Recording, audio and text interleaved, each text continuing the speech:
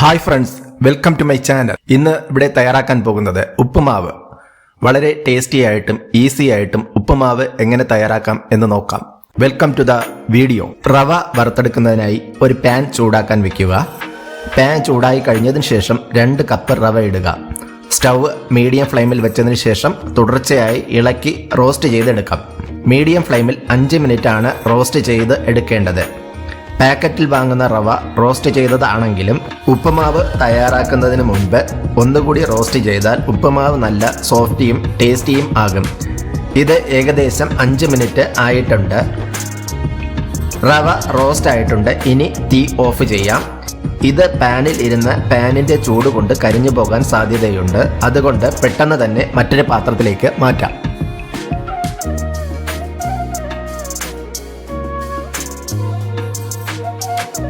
അടുത്തതായി ഒരു പാത്രത്തിലോ ഉരുളിയിലോ 2 table spoon നെയ്യ് ഒഴിച്ചു കൊടുക്കാം.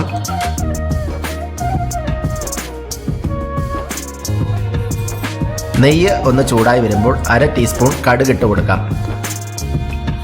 കടുക് ഒന്ന് പൊട്ടിക്കഴിയുമ്പോൾ തീ കുറച്ച് ലോ ഫ്ലെയിമിലേക്ക് വെച്ചതിന് ശേഷം ഉഴുന്ന് 1 ടീസ്പൂൺ ഇട്ട് കൊടുക്കാം. 3 വറ്റൽമുളക് കഷ്ണങ്ങളാക്കിയത് ഇട്ട് കൊടുക്കാം.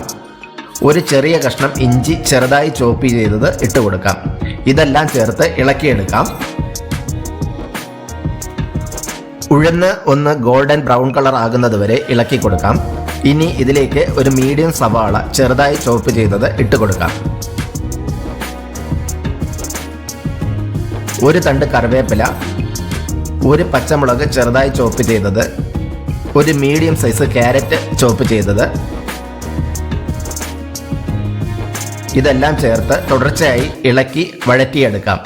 സവാള ഒന്ന് വഴണ്ട് കിട്ടിയാൽ മതിയാകും. സ്റ്റൗവ് മീഡിയം ഫ്ലെയിമിൽ വയ്ക്കുക. സവാളയും ക്യാരറ്റും വഴണ്ട് വന്നിട്ടുണ്ട്. ഇനി ഇതിലേക്ക് 4 കപ്പ് വെള്ളം ഒഴിച്ചു കൊടുക്കാം. 1 കപ്പ് റവയ്ക്ക് 2 കപ്പ് വെള്ളം. ഇനി ഇതിലേക്ക് പാകത്തിന് ഉപ്പ് ചേർത്ത് കൊടുക്കാം. ഉപ്പ് ചേർത്ത് ഇളക്കിയെടുക്കാം. ഇനി തീ ഹൈ ഫ്ലെയിമിലാക്കി വെള്ളം തിളപ്പിച്ചെടുക്കാം. വെള്ളം നന്നായിട്ട് തിളച്ചിരുമ്പോൾ ഫ്ലെയിം മീഡിയത്തിലാക്കിയതിന് ശേഷം വറുത്ത് മാറ്റി വെച്ചിരിക്കുന്ന റവ കുറേശ്ശെ ചേർത്ത് ഇളക്കി യോജിപ്പിച്ചെടുക്കുക. റവ ഒന്നിച്ച് ചേർത്താൽ ഉപ്പുമാവ് കട്ട കെട്ടാൻ സാധ്യത ഉണ്ട്. റവ നന്നായിട്ട് കട്ടകളൊന്നും തന്നെ ഇല്ലാതെ ഇളക്കി യോജിപ്പിച്ചെടുക്കാം. അതിനുശേഷം സ്റ്റവ് ലോ ഫ്ലെയിമിൽ വെച്ച് 3 മിനിറ്റ് വേവിച്ചെടുക്കാം.